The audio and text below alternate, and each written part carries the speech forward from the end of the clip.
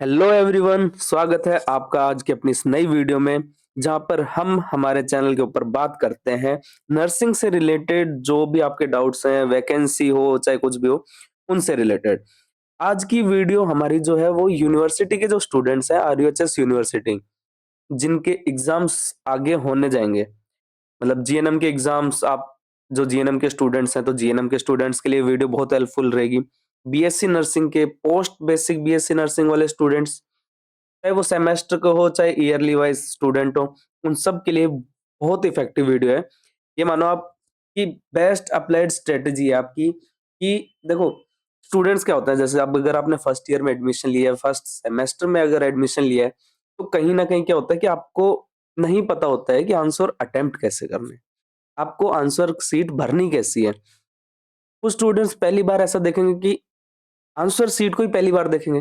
अगर उनको इन सब चीज़ों के बारे में पहले पता चल जाए कि आंसर शीट कैसी आती है, कैसा पेपर आता है, कितने पेज आते हैं, किस तरीके से करना है, तो मेरा मानना ये है कि वो स्टूडेंट्स कहीं न कहीं बहुत अच्छा परफ़ॉर्म कर सकते हैं, अगर उनको कंप्लीट इस बारे में पता हो तो। तो हमारी आज की ये वीडियो उन्हीं स्टूडेंट्स के लिए है, जो आगे यूनिवर्सिटी के एग्ज़ाम देंगे, अपने कॉलेज के एग्ज़ाम्स देंगे, उनके लिए है।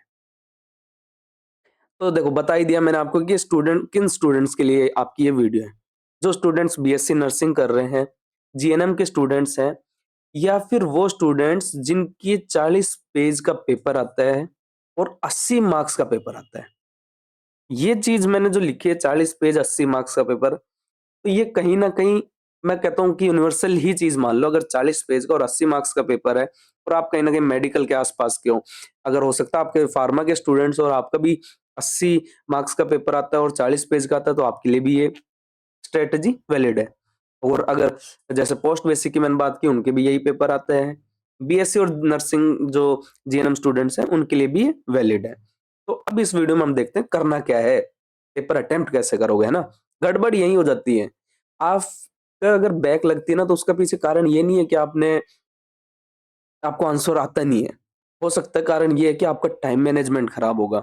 आपने लिखने में कहीं न कहीं ऊपर-नीचे कर दिया होगा। तो ये वीडियो उन्हीं सब के लिए है। सबसे पहले तो ये देखते हैं कि आंसर शीट आती कैसी है। देखो, आंसर शीट ये शेप की आएगी आपकी, देखो बिल्कुल देख रहे हो आप? तो इधर से स्टिचिंग आती है। ये आपका फ्रंट पेज होता है जिसके अंदर आपको आपके roll number, centre code, exam किसका है, साइन वगैरह सब कुछ होगा। ये आरयूएचएस की नहीं है, ये किसी दूसरी यूनिवर्सिटी की है, बट ऐसी ही आपकी आती है, ठीक है? उसके अंदर सेम ऐसे होता है। अब ये जो आंसर की जो शीट है, ये ए4 साइज़ की है, बट ये ऐसा पेज नहीं है। ए4 मतलब ये स्ट्रेट वाला नहीं है, ठीक है? ये आपका है, इस तरीके से ओपन होगा। इधर से आप इसको उठाओगे और इधर ओपन होगा ये। ऐसे आपके पेज चलेंगे। इधर आपकी एक लाइनिंग आएगी, ठीक है? और पूरी नोटबुक जो है वो रूल्ड मतलब लाइनिंग वाली आएगी, ठीक है? इसमें आप आराम से मतलब पूरा तरीके से आप आंसर को लिख सकते हो बहुत अच्छे से। अब ठीक है, 40 पेज की आपकी ये कॉपी है, ए4 साइज़ है, ठीक है? तो आपको एक अंदाज़ा होगा कि आपके पास में सबके पास में ए4 साइज़ के रजिस्टर वगैरह होंगे, तो वो साइज़ की आपकी आंसर शीट आती है। अब पहले क्वेश्चन पेपर को समझते हैं कि क्वेश्चन पेपर कितने मार्क्स के आते हैं। क्वेश्चन पेपर आपका 80 मार्क्स का आता है, ये तो फिक्स है। देखो, 80 या फिर किसी का 75 का अगर जीएनएम में अगर है, मेरे हिसाब से शायद उनका कम मार्क्स का, तो ये थोड़ा बहुत ऊपर नीचे हो सकता है। 80 मार्क्स का पर पेपर आता है। देखो, ये जो है ना, यूनिवर्सल बातें कर रहा हूँ, हो सकता है किसी में फ्लक्चुएशन आए, तो आप ये मत लो कि हमारे लिए नहीं है। देखो, ये स्टैंडर्ड है, आप इसको आपके खुद के पे लगाओगे ना, खुद के एग्जाम पे, तो सही साबित होगी ये स्ट्रैटेजी। 80 मार्क्स का आपका पेपर आता है, 5 क्वेश्चन कंपल्सरी करने होते हैं, 6 क्वेश्चन्स आते हैं, 5 तो आपको अटेम्प्ट करने ही हैं। 80 मार्क्स का पेपर हो गया, 5 क्वेश्चन कंपल्सरी हो गए। तो अगर आप 80 मार्क्स को 5 से डिवाइड करते हो, तो क्या पता चलता है कि 16 मार्क्स का 1 क्वेश्चन आता है। और ये आप आपकी जो आपका क्वेश्चन पेपर है, उसमें देखोगे, जब मार्क्स के जब वो लिखे रहते हैं कि ये क्वेश्चन कितने मार्क्स का है, तो 16 मार्क्स का 1 क्वेश्चन बनता है और 3 घंटे का आपका पेपर होता है। भई 3 घंटे का तो आपका पेपर ही होता है। ये तो समझ में आ गया ना? क्वेश्चन पेपर कैसा आता है, कितने मार्क्स का आता है, कितने क्वेश्चन्स होते हैं, ठीक है? अब थोड़ी-सी मैथ्स को समझते हैं कि भई क्यों ज़रूरी है मैथ्स, ठीक है? 40 पेज का आपका पेपर है, ठीक है? 80 मार्क्स आपका उसका क्वेश्चन पेपर का वेटेज है। ठीक है? 40 पेज 80 मार्क्स। तो 1 पेज, एक आंसर शीट का जो पेज है, वो कितने मार्क्स कैरी कर रहा है?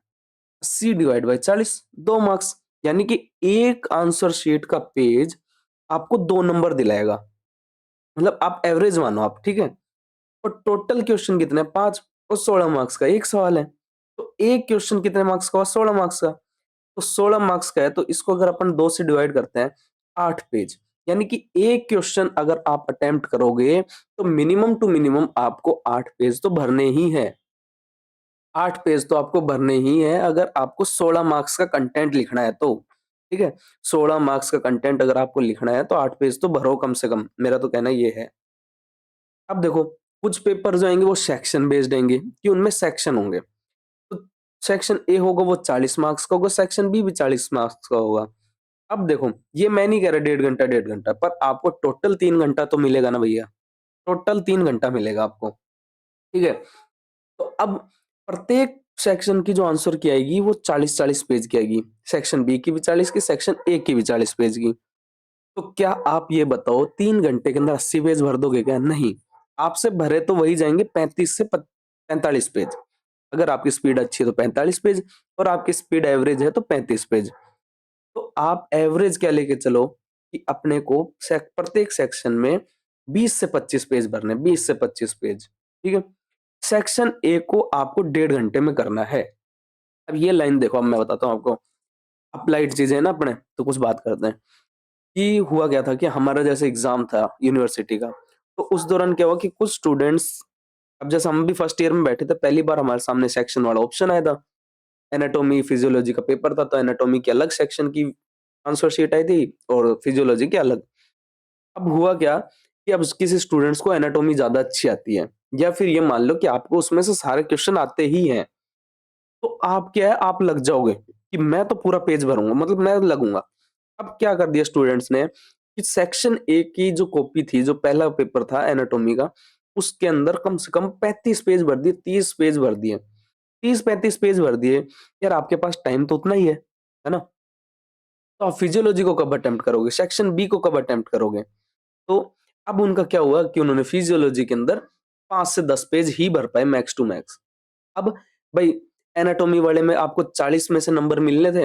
अब आपको भी पता है कि यूनिवर्सिटी मार्किंग जो होती है थोड़ी-सी टिपिकल होती है। उसमें आपको ये है कि आपका अगर 40 नंबर का पेज है, पेपर है, तो आपको 25 नंबर आप उम्मीद करके चलो, अगर आपका बहुत अच्छा गया है। 25-30 नंबर। फुल आना तो बहुत रेयर चांस हो जाते हैं, बहुत रेयर, ठीक है? तो आपने 30-35 पेज भर दिया, आपने नंबर लेके आए 25, ठीक है?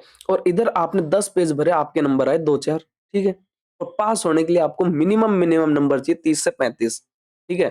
30 तो आपको चाहिए, अगर कॉलेज वाले 20 नंबर दे रहे हैं आपको कॉलेज की तरफ से, तो 30 से 35 आपको नंबर चाहिए। आप 20-25 नंबर लेके आ रहे हो सेक्शन ए से, इधर से आपको आए 5 नंबर, तो कहीं न कहीं आप डिगारे पे रह गए ना।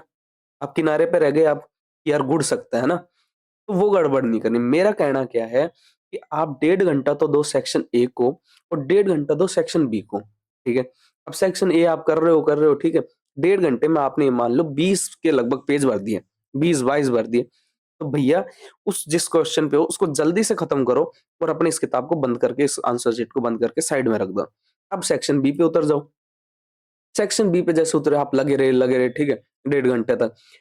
हो सकता है आपका सेक्शन बी में आपको कम आता हो। आपका वो क्वेश्चन पेपर हो गया 1 घंटे में, सवा घंटे में। अब आपके पास जो 15 मिनट, 10 मिनट जो बच रही है, फिर आप सेक्शन ए को वापस उठाओ।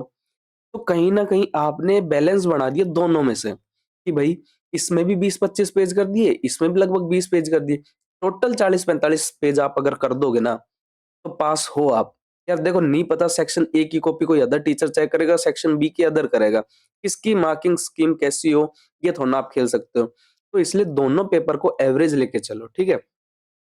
पिछली बात जो मैं कह रहा था कि एक क्वेश्चन 16 मार्क्स का है, 8 पेज का है, ठीक है? इसको मैं अब आगे और समझाऊँगा। ये सेक्शन वाला सिस्टम आपको समझ में आ गया ना? समझ में आ गया हो, तो वीडियो को ज़रूर से लाइक करो, और अपने डाउट्स है ना कमेंट सेक्शन में ज़रूर से लिखो, ठीक है? अब जो बात कर रहे थे अपन टाइम मैनेजमेंट की, है ना? क्योंकि पीछे भी अपन ने टाइम मैनेजमेंट की बात करी थी। भाई 1.5 घंटा एक सेक्शन को दिया। अब टाइम मैनेजमेंट कैसा है कि भाई 3 घंटे का पेपर है आपका, 180 मिनट्स हुए 3 घंटे में, ठीक है? टोटल क्वेश्चन आपको करने 5, 5 क्वेश्चन करने हैं। तो मैं क्या कहता हूँ कि आपको प्रत्येक क्वेश्चन के लिए जो टाइमिंग है ना, वो सेट कर देनी चाहिए 30 मिनट्स की, कि 5 क्वेश्चन है, मैं 30 मिनट में 1 क्वेश्चन करूँगा। तो अब आप कहोगे कि ढाई घंटे अब आधा घंटे क्या करूँगा? आधे घंटे आपके 5-7 मिनट आपकी कॉपी भरने में, मतलब जो आपके साइन कराने आएँगे, अटेंडेंस रजिस्टर जो आएगा, इनमें भी लग जाते 5-7 मिनट। अब मैं बताता हूँ क्या करोगे उनमें। चलो, आपने प्रत्येक क्वेश्चन को 30-30 मिनट दी। 30 मिनट में ये मानो कि मेरे को 16 नंबर वाला क्वेश्चन के 8 पेज भरने हैं, 30 मिनट में। खींचो, मतलब स्पीड को खींचना होता है, ठीक है? आप खींचते गए। अब क्या हुआ, आपने लास्ट में कर दिया कि भाई 30 मिनट में आप 30 मिनट आपकी लास्ट में बचती है। अब मैं आपको क्या कहता हूँ कि 5 क्वेश्चन हुए ना, ज़रूरी नहीं वो सारे ही आपसे सारे पेज भरे गए हों, हर पेज, हर शीट के अंदर आपके, हर आंसर में आपके 8 पेज भरे गए हों, है ना? अब मैं क्या कहता हूँ, जैसे आप पहला क्वेश्चन कर रहे हो, ठीक है? पहला क्वेश्चन तो आप वही करना जो आपको सबसे बेस्ट आता है, ठीक है? पहला क्वेश्चन वो करना जो आपको सबसे सुंदर लिखना आता हो। सबसे सुंदर लिखना आता हो, उस क्वेश्चन को आप सबसे पहले करोगे। माना उसमें आपने 8 पेज भर दिए और आप संतुष्ट भी हो कि हाँ, मैंने खूब लिख दिया इसमें। 8 की बजाय 9 लिख दो। मैं तो ये कहता हूँ 8 के बजाय 9 लिख दो, क्योंकि हो सकता है आगे कोई ना कोई क्वेश्चन आंसर आपका थोड़ा-सा कमज़ोर हुआ, उसमें आप 7 पेज भर देना। मेरा तो ये है, ठीक है? तो आपने 8 से 9 पेज भर दिए। अब आप नेक्स्ट क्वेश्चन पे चले गए। नेक्स्ट क्वेश्चन पे आप कर रहे हो। अब आपको वो थोड़ा-सा कमज़ोर सा आ रहा है कि यार हाँ, मतलब लगभग आप पहुँच गए, 6 पेज के लगभग पहुँच गए और आपका टाइम हो गया 30 मिनट। अब आपका दिमाग में थोड़ा-सा ऐसा चल रहा है कि यार आगे क्या लिखूँ? 30 मिनट भी हो गए, 6 पेज भर दिए। अब क्या करो? मेरा कहना ये है कि आप 1 पेज ब्लैंक छोड़ दो, ठीक है? 1 पेज को ब्लैंक छोड़ के अगले पे शिफ्ट हो जाओ। तीसरा क्वेश्चन गया, तीसरे क्वेश्चन में भी आप कर रहे हो, 6 पेज भर दिए, 5 पेज भर दिए। उसमें आपको 30 मिनट भी लग गए और आपको कहीं न कहीं लग रहा है कि मैं इसमें लिख सकता हूँ। यार मैं थोड़ी देर बाद वापस दिमाग चलाऊँगा ना तो मैं लिख दूँगा इसमें। अब उस क्वेश्चन पे अटके मत रहो। उस क्वेश्चन के लिए आप 1 से 2 पेज फिर छोड़ दो। 8 पेज से ज़्यादा तो किसी के लिए छोड़ना नहीं है। कोई आंसर आप 9 पेज का लिख दें तो वो अच्छी बात है, पर 8 पेज से ज़्यादा किसी के लिए ऐसा छोड़ना नहीं है। 6 पेज भर दिए तो 8 तक ही छोड़ो। 5 पेज भर दिए तो 7 तक छोड़ो, क्योंकि आप लास्ट में कितना लिखोगे? आंसर की शीट जो है वो खाली अच्छी नहीं लगेगी। हाँ, आप उम्मीद रखते हो कि हाँ, मैं लिख दूँगा वापस आके, जो लास्ट के 30 मिनट बचेंगे, तो आप छोड़ो आराम से, ठीक है? ऐसे करके अपने आंसर लिखते जाओ, समझ गए? अब इफेक्टिव आंसर राइटिंग क्या है? कि आप लिखोगे कैसे? तो देखो, सबसे पहला, ये तो आपको सभी बताते हैं कि आंसर जो की होती है, आंसर शीट जो होती है, उसमें आपको फ्लो चार्ट, डायग्राम, टेबल, इन सब का ज़रूर से इस्तेमाल करो। क्यों भाई फ्लो चार्ट ये सब क्यों ज़रूरी है? क्योंकि जो फ्लो चार्ट है ना, वो आपका, देखो बिल्कुल ईज़ी सा दिख रहा है ना आपको ये, लेकिन इसमें आप कितनी लाइन्स को कवर कर दोगे? ये तो देखो बहुत सिंपल सा बताया। अगर जैसे आप पैथोफिजियोलॉजी बनाओगे ना, किसी भी डिज़ीज़ की, तो पैथोफिजियोलॉजी लिखने में आपका फ्लो चार्ट ही बनता है। तो आप उसमें बढ़िया अच्छे से पेज भर सकते हो। देखो, पेज भरना भी कहीं न कहीं एक मुद्दा हो जाता है यूनिवर्सिटी एग्ज़ाम में। तो आप बढ़िया अच्छे से पेज भर दोगे, ठीक है? ऐसे करके आप फ्लो चार्ट बनाओगे। जिस चीज़ में आपको फ्लो चार्ट आता है, जिसमें आपको लगता है कि एक प्रोसेस है आगे, कि प्रोसेस समझानी है मेरे को, तो मैं कहता हूँ आप फ्लो चार्ट बनाओ, ठीक है? चलो फ्लो चार्ट हो गया। इसके बाद में, उसके बाद में आपको टेबल डायग्राम बनाना है, टेबल डिज़ाइन बनाना है। जैसे ही आपसे कंपैरिज़न पूछ लिया जाए कि कंपैरिज़न बताओ एनिमल सेल और प्लांट सेल में, चलो ठीक है। कोई और वायरस का, कोई 2 वायरस के बीच में कंपैरिज़न पूछ लिया, कोई प्रोसेस के बीच में आपसे कंपैरिज़न पूछ लिया, तो मैं ये कहूँगा कि आप टेबल डिज़ाइन बनाओ, टेबल का डायग्राम बनाओ। टेबल डायग्राम में क्या होता है कि एक तो आंसर इफेक्टिव दिखता है। सामने जो आंसर की आपका जो चेक करेगा ना, उसको भी समझ में आए, उस टीचर को भी समझ में आए कि आप कहना क्या चाह रहे हो, आप लिख क्या रहे हो। इस तरीके से आप टेबल डायग्राम बनाओ, टीचर और दोनों जिनके बीच में कंपेयर करना चाह रहे हो, ठीक है? अंडरलाइनिंग, हाँ, ये तो मैंने भी खूब अच्छे से ध्यान दे के करी है। कैसे क्या होता है कि आप क्या है कि आप आंसर की लिख रहे हो, ठीक है? अब कोई चीज़ है, दिस इज़ कॉल्ड एज़, कोई भी चीज़ के लिए कह दिया, this is called as tuberculosis, मतलब आपने टीबी की डेफिनिशन लिख दी है, डिज़ीज़ की लिख दी। तो अब वहाँ पे क्या है, कुछ ऐसी उस डेफिनिशन के अंदर कुछ ऐसी जगह पे लाइन आएँगी, जो उस डेफिनिशन की पॉइंट है। जो उसके मेन है कि भाई ये लाइन नहीं हुई, तो मतलब ये डेफिनिशन का कोई मतलब नहीं है। तो ऐसी चीज़ों को आप अंडरलाइन करो आपके ब्लैक पेन से। यहाँ तो जो अंडरलाइन कर रखी है ना कलर पेन से कर रखी, बट आपको 2 ही पेन अलाउड होते हैं वहाँ पे, ब्लू और ब्लैक। तो आप ब्लू से तो आंसर राइटिंग कर रहे हो, तो ब्लू से ही चाहे आप अंडरलाइनिंग कर दो कि ये तो सर इस पे तो नोटिस करो, मैंने ये नई चीज़ लिखी है। कुछ ऐसा फैक्चुअल डाटा लिख रहे हो, जो लिखा ही जाना चाहिए, जैसे कि 1948 अगर कोई ईयर मेंशन कर रहे हो, तो उसको अंडरलाइन करो। ऐसे आप अंडरलाइन करके क्या होता है, टीचर को कॉपी चेक करनी होती है ना, तो वो आपके आंसर थोड़ा पढ़ेगा पूरा। वो इन्हीं चीज़ों के ऊपर ज़्यादा फोकस करेगा कि आप वो चीज़ लिख पा रहे हो कि नहीं लिख पा रहे, जिससे ये डेफिनिशन बनती है। देखो, ऐसे अंडरलाइनिंग ज़रूर से करना, मैं तो ये कह रहा हूँ, ठीक है? फिर जहाँ पर आपको लग रहा है कि डायग्राम नेसेसरी है, ज़रूरी है, या फिर डायग्राम के थ्रू आपके आंसर समझ में आ सकते हैं, कुछ ऐसी प्रोसेस है जिसको डायग्राम से आप समझा सकते हो। किसी 2 चीज़ों को आप कंपैरिज़न करवा रहे हो, एक प्रोसेस की चेंजेस बता रहे हो, तो मैं तो कहता हूँ कि आपको ज़रूर से डायग्राम बनाना है। इससे आपका पेज भी भरता है, पेज भी कवर होता है और आंसर भी इफेक्टिव होता है, ठीक है? और डायग्राम के साथ-साथ में आपको सही तरीके से उनकी अंडरलाइनिंग, ये जो होते हैं ना, नाम लिखना आना चाहिए कि ये चीज़ क्या है, तभी उस डायग्राम का मतलब है, ठीक है? ये सब हो गया। तो जो आंसर सबसे अच्छा आता है, वो तो सबसे पहले करना ही है, ठीक है?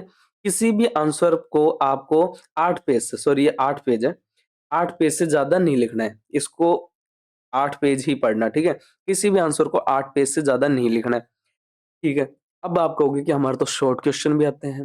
देखो, सबके अलग-अलग आते हैं, किसी के एमसीक्यू आते होंगे, किसी के शॉर्ट आंसर आते होंगे। तो शॉर्ट क्वेश्चन क्या होता है, 4 क्वेश्चन आते हैं, 5 में से आपको 4 करने होते हैं, है तो 16 नंबर का ही, पर आपको प्रत्येक क्वेश्चन फिर कितने मार्क्स का हो गया? 4 मार्क्स का आपका प्रत्येक क्वेश्चन हो गया। तो 4 मार्क्स का है, तो आप ये बताओ कितने पेज में भरोगे? आप खुद से सोचो, अभी तक अपन जितना देखा। तो 4 मार्क्स का अगर आपका कोई क्वेश्चन है, तो उसको 2 पेज में भरोगे। तो 2 पेज में आप भरोगे, तो आपका शॉर्ट आंसर जो 4 मार्क्स का एक टॉपिक है, उसको आप 2 पेज में भरोगे। तो टोटल 4 हैं, कितने पेज में भरे गए? वही 8 में। मार्क्स कितने मिलेंगे आपको? 16। तो ये चीज़ समझे ना आप, घूम फिर के आपको इसी के इर्द-गिर्द चलना है। मैं ये नहीं कह रहा आप 40 के 40 पेज भरो, अरे 38 भी भर रहे हैं, पर आपने अंदर बढ़िया किया ना काम, अंदर अच्छे से डायग्राम, फ्लो चार्ट ये सब किया ना, आपके मार्क्स आराम से, आप आराम से इज़िली पास हो, ठीक है? और समझ के पढ़ो, रट्टा करके पढ़ोगे ना, तो कहीं भी एक लाइन भी भूल गए ना, वहीं पे गायब हो जाएगा दिमाग से सब कुछ कि आगे क्या लिखूँ, ठीक है? इतना ही था आज की इस वीडियो में, जिसमें मैंने बताया कि आरयूएचएस के जो स्टूडेंट्स हैं, जो नर्सिंग के स्टूडेंट हैं, जिनकी 80 मार्क्स का पेपर आता है, 40 पेज का आता है, उनको किस तरीके से अपना ये आंसर शीट को अटेम्प्ट करना होता है, ठीक है? वीडियो अच्छा और इन्फॉर्मेटिव लगा तो ज़रूर से लाइक करें, चैनल को सब्सक्राइब करें और आपके जो बैचमेट्स हैं, जो क्लासमेट्स हैं, उनको भी ज़रूर से भेजो, देखो उनका भी अच्छा भला हो, ठीक है? बहुत-बहुत धन्यवाद। Thank you for connecting nursing world आज बाय विनय।